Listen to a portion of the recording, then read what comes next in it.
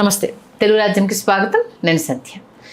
AP క్యాబినెట్కి సంబంధించి ప్రస్తుతం రసవత్తరమైన చర్చ నడుస్తోంది. ఈ మధ్యకాలంలో చూసుకుంటే చాలా సందర్భాల్లో సీఎం చంద్రబాబు నాయుడు గారే మంత్రుల పనితీరుకు సంబంధించి బాహాటంగానే అసహనాన్ని వ్యక్తం చేస్తున్నారు.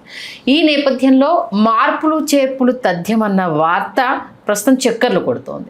దీంట్లో ఎవరు క్యాబినెట్లోకి కొత్తగా ప్రవేశించబోతున్నారు, నిజంగానే రీప్లేస్ అనేది అంటే ఒకరి ప్లేస్లో ఇంకొకరిని తీసుకోబోతున్నారా, కొత్తగా మంత్రుల్ని తీసుకోబోతున్నారా అన్న వార్త పెద్ద ఎత్తున జరుగుతున్న నేపథ్యంలో ఆశావాహుల సంఖ్య, అలాగే ఆశిస్తున్న వారిలో ప్రముఖంగా వినిపిస్తున్న పేర్లు పెద్ద ఎత్తున వినిపిస్తున్నాయి.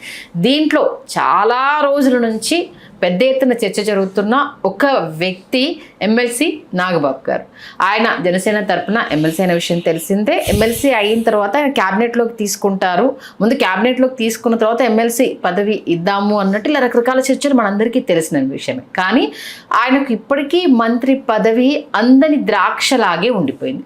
మరి ఈసారి అంటే ఉగాది తర్వాత ఆయన ఎంట్రీ ఉండబోతుందన్న వార్తలు చాలా చక్కర్లు కొడుతున్నాయి. మరి దీంట్లో వాస్తవం ఎంత, అలాగే మార్పులు చేర్పులు ఉంటే ఎవరి ప్లేస్లో ఎవరిని తీసుకోబోతున్నారు, ఇదే అంశానికి సంబంధించి పూర్తి విశ్లేషణ అందించడానికి చరిత్రకారుడు చిల్లాగట్ట శ్రీకాంత్ గారు మనతో ఉన్నారు. ఆయన అడిగి మరిన్ని వివరాలు తెలుసుకుందాం. శ్రీకాంత్ గారు నమస్తే. నమస్తే సంధ్య గారు. Almost deputy CM Pavan Kalyan అయిన తర్వాత ఇంకా నాగబాబు గారికి ఎంట్రీ సులభం అయిపోతుంది. ఆయన క్యాబినెట్లోకి వచ్చేస్తారు. ఖచ్చితంగా తమ్ముడు అన్నం తెచ్చుకుంటారు అన్న వార్తలు, తర్వాత ఆయన కొంత హోల్డ్ చేయడము, అంటే మళ్ళీ కుటుంబ పాలన తెర మీదకి వస్తుందేమో, మళ్ళీ మనం కూడా అదే రూట్లో రావద్దు అంటూ ఆయనను ఆపడము, తర్వాత ఎమ్మెల్సీ ఇవ్వడము, ఎమ్మెల్సీ అయిన వెంటనే ఆయన మినిస్టర్ అయిపోతారు అంటే ఇలా చాలా విన్నాము. బట్ అది బ్రేక్ పడుతూనే వస్తుంది. మరి పాపం నాగబాబు గారికి మంత్రి పదవి అనేది అందరి ద్రాక్షలాగా ఉండే అవకాశం ఉందా, లేదు వరిస్తుందా? వరించాలి అని జనసేన శ్రేణులు కోరుకుంటున్న మాట అయితే వాస్తవం. ఓకే, ఎందుకు వరించాలని జనసేన శ్రేణులు కోరుకుంటున్నారు అంటే, జనసేన శ్రేణులు ఇన్ సెన్స్ ద్వితీయ శ్రేణి నాయకులు.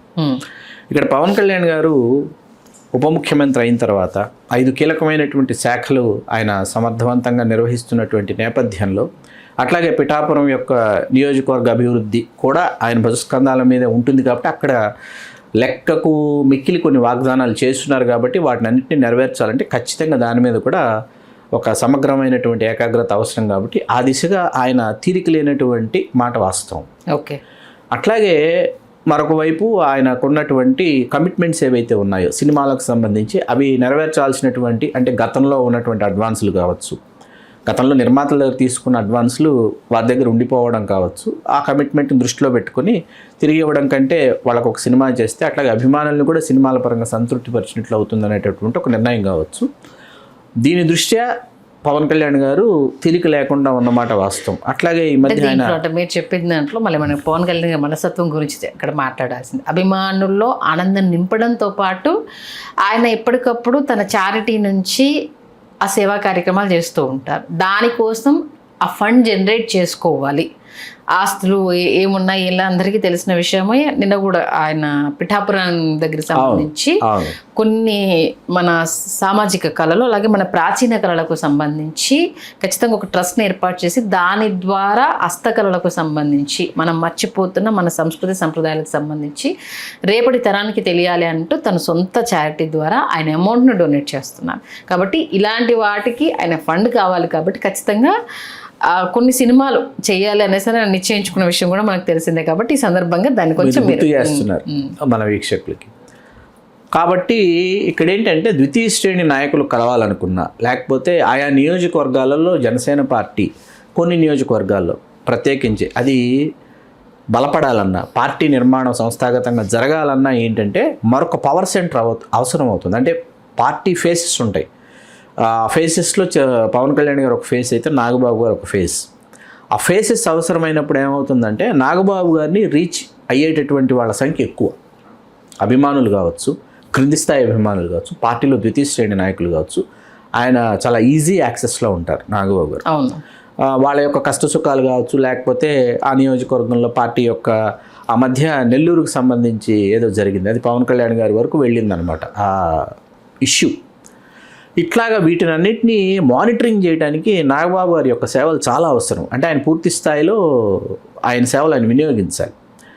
అందుకని ఆయన ఎమ్మెల్సీ అవ్వటం, చంద్రబాబు నాయుడు గారు స్వయంగా వారిని మంత్రివర్గంలోకి తీసుకుంటాం అనేటటువంటి లెటర్ కూడా రిలీజ్ చేయడం మనందరికీ తెలిసినటువంటి విషయం. అట్టా నాగబాబు గారు మంత్రి కావాలి అనేటటువంటి కోరిక జనసేన ద్వితీయ శ్రేణి నాయకుల్లో, అభిమానుల్లో, మరీ ముఖ్యంగా చిరంజీవి గారి అభిమానులు ఎవరైతే ఉన్నారో, పవన్ కళ్యాణ్ గారి అభిమానులు ఎవరైతే ఉన్నారో వీళ్ళందరిలో ఉంది, బలంగా ఉంది. దీనిని అంటే ఒక మంత్రి పదవి మాత్రమే ఇప్పుడు అక్కడ యాజ్ పర్ రేషియో 175 కాన్స్టిట్యున్సీస్ని డివైడ్ చేసేటటువంటి పర్సంటేజ్ అయితే వస్తుందో ఆ పర్సంటేజ్ ప్రకారం తీసుకుంటే 26 మంది మంత్రులు ఉండాలి, 25 మంది ఉన్నారు. ఇంకొక మంత్రి పదవిని భర్తీ చేయాలి. ఈ భర్తీ చేయాల్సినటువంటి పరిస్థితి నాగబాబు గారితో చేయాలి అనేటటువంటిది వచ్చింది. ఇక్కడ అంత క్రితం నిమ్మల రామానాయుడు గారు ఫ్రమ్ తెలుగుదేశం, కందులు దుర్గేష్ గారు ఫ్రమ్ జనసేన, వీళ్ళిద్దరూ కూడా ఏంటంటే ఆ ఉమ్మడి పశ్చిమ గోదావరి జిల్లా ఏదైతే ఉందో ఈవేళ ఆ జిల్లాలోనే వాళ్ళు పరిమితమయ్యి ఆ ఇద్దరు ఒకే సామాజిక వర్గానికి చెందినటువంటి ఆ ఇద్దరు అక్కడే ఉన్నారు. నాగబాబు గారు కూడా పశ్చిమ గోదావరి జిల్లాకు చెందినటువంటి రూట్స్, ఇట్లాంటిది ఏదో ఒక టెక్నికల్ ఇష్యూ ఒకసారి ఏదో తీసుకొచ్చారు. It's ruled out. ఎందుకంటే ఆయన ఎమ్మెల్సీ అయ్యారు, ఆయన తీసుకోవాలి. ఆయన జనసేన అధ్యక్షులు ఎవరైతే ఉన్నారో వారికి స్వయం సోదరులు కాబట్టి వారికి ఇవ్వాలి అనేటటువంటి ఇట్స్ వెరీ క్లియర్. అయితే ఒకటే ఇవ్వాలి. ఒకటి నాగబాబు గారికి ఇవ్వని పక్షంలో లేదా జనసేన తీసుకోని పక్షంలో, జనసేన తీసుకోలేదని అనుకుంటే ఇక్కడ ఇదే సామాజిక వర్గానికి చెందినటువంటి తెలుగుదేశానికి చెందిన గంటా శ్రీనివాసరావు గారు సిద్ధంగా ఉన్నారు. ఆయన ఎప్పటి నుంచో రాష్ట్ర మంత్రి కావాలనేటటువంటి దిశగా ఆయన పావులు అయితే ఆయన కదుపుతూ వస్తున్నారు. అయితే ఇక్కడ జనసేన దక్కించుకోవాలి, నాగబాబు గారు కాదు అంటే ఎవరు అని చెప్పి ఒక అంశం తెర మీదకి వచ్చింది. నాగబాబు గారే తీసుకోకూడదని అనుకున్నారు, లేదా అధ్యక్షులు పవన్ కళ్యాణ్ గారు నేను ఉన్నాను కదా, మళ్ళీ మా కుటుంబంలోనే మా సోదరుడికి ఎందుకు, కాబట్టి మా సామాజిక వర్గానికి కూడా వద్దు అనుకుంటే ఎవరున్నారు అనేటటువంటి అంశం కూడా తెర మీదకు తీసుకొస్తే అనకాపల్లి నుంచి గెలిచిన కొనతాల రామకృష్ణ గారు ఉన్నారు. ఆయన బీసీ గౌర సామాజిక వర్గానికి చెందిన వ్యక్తి. అట్లాగే గౌర సామాజిక వర్గానికి ఇప్పటి వరకు రాష్ట్ర మంత్రి మండలిలో అవకాశం ఇవ్వలేదు. ఆయన కూడా ఎక్స్పెక్ట్ చేస్తున్నారు, ఆయన ఎదురు చూస్తున్నారు. కొనతాల రామకృష్ణ గారు ఎదురు చూస్తున్నారు. కొనతాల రామకృష్ణ గారు మీరు గుర్తుంటే 2004లో ఆయన కాంగ్రెస్ పార్టీ అధికారంలోకి వచ్చిన తర్వాత ఆయన ఆ జిల్లా నుంచి ఏకైక మంత్రిగా చక్రం తిప్పారు ఆయన, రాజశేఖర రెడ్డి గారి మంత్రివర్గంలో. ఆ తర్వాత ఆయన వైసీపీకి దగ్గర అయ్యారు.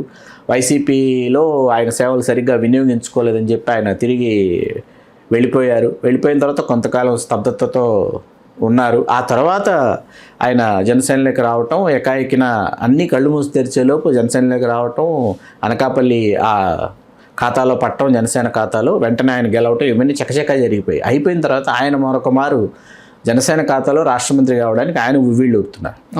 ఇక్కడ రాజకీయంగా ఏంటంటే గంటా శ్రీనివాసరావు గారికి, చింతకాయల అయ్యన్న పాత్రుడు గారికి ఎప్పటి నుంచో రాజకీయపరమైనటువంటి వైరుధ్యాలు ఉన్నాయి. అవే వైరుధ్యాలు కొనతాల రామకృష్ణ గారితో కూడా ఉన్నాయి. అవి సామాజిక ఆయనకు స్పీకర్ అప్పచెప్పేసారు కాబట్టి ఇంకా ఆయన తరపు నుండి మనకి ఎలాంటి డిస్టర్బెన్స్ ఉండకుండా ఒకటి అమాత్యులకి ఒక మంచి పదవి ఇచ్చినట్టుగా మళ్ళీ మినిస్టర్ రేస్ లో కూడా ఇబ్బంది లేకుండా ఉండడానికి చాలా తెలివి చంద్రబాబు నాయుడు గారు సమీకరణాలతో వచ్చిన వైరుధ్యాల, లేకపోతే నియోజకవర్గాల్లో వచ్చిన వైరుధ్యాల, లేకపోతే ఒక పార్టీలో గంటా గారు అయ్యన్న పాత్రుడు గారు ఒకే పార్టీలో తెలుగుదేశంతో వాళ్ళు ప్రయాణం చేస్తూ వచ్చిన ఆధిపత్య వైరుధ్యాల కాసేపు పక్కన పెడతా ఇటువంటి వైరుధ్యాలు కొనతాల రామకృష్ణ గారితో కూడా గంటా గారికి ఉన్నాయి. దానిలో భాగంగా ఇప్పుడు ఏం చేశారంటే గౌర సామాజిక వర్గానికి ఇవ్వాలనుకుంటే తెలుగుదేశంలోనే హీఈస్ వెరీ సీనియర్ గణబాబు గారు ఉన్నారు. ఆయన 99లో పెందుర్తి నుంచి గెలిచారు. ఆ తర్వాత ఆయన ఓడిపోయిన తర్వాత 2009లో ప్రజారాజ్యంలో గంటా గారితో పాటు ప్రజారాజ్యంలోకి వచ్చి ఆయన విశాఖ నుంచి ఒక నియోజకవర్గం, 4 నియోజకవర్గాలు ఒక నియోజకవర్గం నుంచి ఓడిపోయారు. ఓడిపోయిన తర్వాత వరుసగా మీకు 2014 తర్వాత వెంటనే తెలుగుదేశంలోకి గంటా గారితో పాటు వచ్చారు వీళ్ళంతా. 2014, 2019, 2024 వరుసగా గణబాబు గారు గెలిచారు. గణబాబు గారి తండ్రి పెతకంశెట్టి అప్పల నరసింహం గారిని, ఆయన వెరీ సీనియర్ లీడర్, గౌర సామాజిక వర్గంలో చాలా పట్టున్నటువంటి నాయకులు.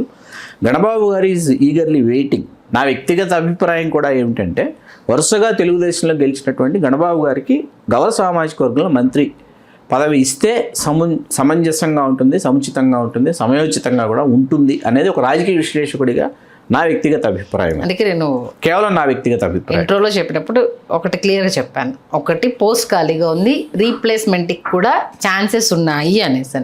మరి ఈ నేపథ్యంలో అంటే నాగబాబు గారికి ఎవరికైనా మంత్రి పదవి వస్తుంది అని అంటే వద్దు అనుకోవడం అయితే ఎవరు ముందుకు రారు. అందులోనూ వదులుకోరు ఎవరు. వదులుకోరు. జనసేనకు కూడా ఈవెన్ 21 ఎమ్మెల్యేలు చాలా అంటే సాక్రిఫైస్ చేసిందన్న ఒక కోణము. అందులోనూ పవన్ కళ్యాణ్ గారు ఆయనకి ఎలాంటి సపోర్ట్ ఇచ్చారు అనేది కూడా చంద్రబాబు నాయుడు గారికి తెలుసు కాబట్టి ఆయన స్వయంగా లెటర్ రిలీజ్ చేయడము జరిగింది. ఈ నేపథ్యంలో నాగబాబు గారు వదులుకునే అవకాశం కానీ, నాగబాబు గారు వద్దు అనే ఆస్కారం కానీ పవన్ కళ్యాణ్ గారికి కానీ ఉందనుకోవచ్చా? నేను ఉంది అని నేను అనుకోవటం లేదు. ఎందుకంటే మరొకటి అంటే సొంత సామాజిక వర్గానికి అగైన్ ఒక మినిస్ట్రీ వస్తే చాలా సంతోషంగా వాళ్ళు భావిస్తారు. అది గుడ్ సైన్, పాజిటివ్ సైన్, కమ్యూనిటీలో ఒక పాజిటివ్ సైన్. అది ఎందుకు పాజిటివ్ సైన్ అంటే ఒక బలంగా జర్నీ చేస్తున్నారు కూటమిలో ఉన్నప్పటికీ. రేపు అంటే భవిష్యత్తులో ఒక పూర్తి స్థాయి రాజకీయ పార్టీగా ఆంధ్రప్రదేశ్ మొత్తం విస్తరించాలంటే బలంగా ఫ్యామిలీలో నుంచి 2 ఫేసెస్, 2 పర్సనాలిటీస్ ఉండటం అనేది, పైగా నాగబాబు గారు డే 1 నుంచి ఇప్పటి వరకు కూడా ఫ్యాన్స్తో చాలా జర్నీ చేసినటువంటి పర్సన్. అంటే చాలామందిని ఆయన పేరు పెట్టి గుర్తుపట్టి పలకరించగలిగినటువంటి ఫ్యామిలీలో నాగబాబు గారికి తమ యొక్క కష్ట సుఖాలు చెప్పుకుంటారు. ఇంకో చిన్న విషయాన్ని గుర్తు చేస్తున్నాను శ్రీకాంత్ గారు. అంటే నాగబాబు గారు ఎంత హార్డ్ వర్క్ చేస్తారో ఏదో ఒక టైంలో ఎక్కడో టంగ్ స్లిప్ అయిపోతారు. అంటే కొన్ని విషయానికి సంబంధించి చాలా విమర్శలను ఎదుర్కొంటూ ఉంటారు. అంటే అది ధర్మాగ్రహం అండి. అది అసహనాన్ని వ్యక్తపరిచినట్టు అవతల వాళ్ళకి అనిపిస్తుంది కానీ అది ధర్మాగ్రహం. అది ఓకే. ఆ ధర్మాగ్రహం అవతల వాళ్ళకి ఎప్పుడు అది నేను నా ధర్మాగ్రహాన్ని వ్యక్తపరిచినా, మీరు మీ ధర్మాగ్రహాన్ని మీరు వ్యక్తపరిచినా అవతల వాళ్ళకి అది అసహనం కింద ఉంటుందన్నమాట. ఓకే. దాని యొక్క లోతులకి వెళ్ళి ఎవరు దాన్ని విశ్లేషించలేరు. కాబట్టి ఇక్కడ ఏంటంటే ఒక వయసుకు వచ్చారు వారు కూడా, ఒక స్థాయికి వచ్చారు, శాసనమండలి సభ్యులయ్యారు. కాబట్టి కొంత సంయమనం పాటించి సమన్వయం చేసుకుంటే వారి వయసుకి వారి స్థాయికి అది సరిపోతుంది. కాకపోతే ఆ ధర్మాగ్రహం అవతల వాళ్ళకి అసహనాన్ని వ్యక్తపరిచినట్లు ఉంటుంది. దాని గురించి నేను ఇంతకు మించి నేను మాట్లాడను. ఎందుకంటే ఇప్పుడు ఆయనకు ఇవ్వాల్సిన బాధ్యత అయితే ఉందని అనుకోవాలి. ఎందుకంటే ప్రజారాజ్యం పార్టీ నుంచి కూడా ఆయన వెనకుండి ఎంత వర్క్ చేస్తున్నాడు. ఇద్దరు అన్నకు ఇటు తమ్ముడికి మధ్యలో ఆయన ఒక సమన్వయకర్తగా. అవును. ఎంతగా నాకు బాగా గుర్తుంది, ముకుంద సినిమా ప్రారంభోత్సవం రోజు చిరంజీవి గారు మాట్లాడుతూ అభిమానులు రాష్ట్ర వ్యాప్తంగా ఉన్న అభిమానులు చాలామంది రామానాయుడు స్టూడియోకి వస్తే చిరంజీవి గారు మాట్లాడుతూ ఏమన్నారంటే, మీ అందరికీ నాకంటే నాగబాబు అంటేనే ఎక్కువ ఇష్టం ఉన్నాయి. చిరంజీవి గారు అంటున్నారు అన్నమాట, మీకు అందరికీ నాకంటే నాగబాబు అంటేనే ఎక్కువ ఆన్ స్టేజ్ పైన అన్నారు. ఎందుకంటే మీకు రెగ్యులర్ యాక్సెస్లో ఉంటాడు అని చిరంజీవి గారు అని అన్నారు. కాకపోతే ఇక్కడ ఏంటంటే ఒక రాజకీయ విశ్లేషకుడిగా తెలుగుదేశం పార్టీ అంటే కూటమిలో ఉన్నప్పటికీ తెలుగుదేశం పార్టీ ఏంటంటే వెనుకబడిన తరగతులకి వెన్నుదన్నుగా నిలిచినటువంటి పార్టీ అనేటటువంటి పేరు తెలుగుదేశం పార్టీకి ఉంది. కాబట్టి గౌర సామాజిక వర్గం నుంచి గణబాబు గారికి అవకాశం ఇస్తే నిజంగా సందర్భోచితంగా ఉంటుందని నేను భావిస్తున్నాను. నేను అందుకే చెప్పాను, రీప్లేస్మెంట్లో ఆయనకి ఇంకో స్థానం నాట్ రీప్లేస్మెంట్ అండి. మీకు 25+1 అవుతుంది. +1 అంటే మార్పులు చేర్పులు చేద్దాము మినిస్టర్ అంటే మారిస్తే ఆ సామాజిక వర్గాలకి మళ్ళీ మీరు ఇవ్వాలి. ఓకే. మీరు ఒకవేళ వాళ్ళని తొలగించాల్సి వస్తే సామాజిక సమీకరణాలు అనేవి మీకు చాలా తప్పనిసరి అండి. అట్లాగే ప్రాంతీయ సమీకరణాలు కొన్ని ఉంటాయి. మీకు సామాజిక సమీకరణాలు, ప్రాంతీయ సమీకరణాలతో పాటు ఇక్కడ తెలుగుదేశం పార్టీతో పాటు ఇంక 2 పార్టీలు మీకు ఇక్కడ కలిసి ప్రయాణం చేస్తున్నాయి. మీకు ఇక్కడ ఈ సమీకరణాలన్నీ దృష్టిలో పెట్టుకొని చెయ్యాలనుకున్నప్పుడు చాలా కత్తి మీద సామ్ అన్నమాట. ఇది చూద్దాం. ఉగాదికి అంచనా ప్రకారం చూద్దాము అనేది పక్కన పెడదాం. ఎందుకంటే మీరు ఒక చరిత్రకారుడు, దాంట్లోనే సామాజిక వర్గాలకు సంబంధించి మీకు లోతైన విశ్లేషణ ఉంది. అంటే మనం ముందే చెప్పేస్తే దానివల్ల ఏంటంటే ఓకే ఈయనకి ఎంత వర్తుంది అనేది కూడా చూసే జనాలకు కూడా తెలుస్తుంది. కాబట్టి మీ అంచనా ప్రకారం నాగబాబు ఆఫ్టర్ ఉగాది తర్వాత మినిస్టర్ అవుతారా అవర్ స్టేట్? నాగబాబా గడబాబా అన్నది ఎదురు చూద్దాం. ఓకే. మళ్ళీ ఇద్దరు బాబుల్లో ఏ బాబు అన్నది ఎదురు చూద్దాం. ఇద్దరిలో ఒకరైతే అవుతారు. ఎవరు అనేది అప్పటి సామాజిక వర్గాల సమీకరణాల నేపథ్యంలో మనం ఎదురు చూడాలి. ఓకే. అది మొత్తానికైతే కర్ర విరగకుండా పాంజ్ అవ్వకుండా అయితే చక్కటి ఎండింగ్ అయితే ఇచ్చేసారు. అంటే ఇద్దరిట్లో ఎవరు వచ్చినా హ్యాపీ అంతే కదా. ఖచ్చితంగా. అంటే మీరు ఎక్కువ ప్రాధాన్యం మాత్రము గౌరబాబు గారికి ఇస్తున్నారు. గణబాబు గారికి ఇస్తారు. గణబాబు గారికి ఇస్తారు. ఓకే. థ్యాంక్ యూ శ్రీకాంత్ గారు, చక్కటి విశ్లేషణ అందించారు. అలాగే మెగా ఫ్యాన్స్ కావచ్చు, ద్వితీయ సామాజిక అంటే జనసేనలో ఉన్న సామాజిక వర్గానికి సంబంధించి కావచ్చు, ఎవరు ఎక్కువగా కోరుకుంటున్నారు? ఆల్మోస్ట్ అయితే చాలామంది అయితే నాగబాబు గారిని మినిస్టర్గా చూడాలి అనేసి అనుకుంటున్నారు. వాళ్ళు అనుకున్న కోరిక అయితే నెరవేరాలి మనస్ఫూర్తి మనం కూడా కోరుకుందాం. థ్యాంక్ యూ అండి. థ్యాంక్ యూ సంధ్య గారు. హలో, తెలుగు రాజ్యం ఛానల్ చూస్తున్నారా? సామాజిక, రాజకీయ, జీవన చిత్రణే తెలుగు రాజ్యం. అతిశయోక్తులు, అసత్యాలు ఉండవు. రాజకీయ కోణం కాదు, ప్రజా కోణమే కొలబద్ద. తెలుగు రాజ్యం వీక్షణ మీ ఉత్తమ అభిరుచికి నిదర్శనం.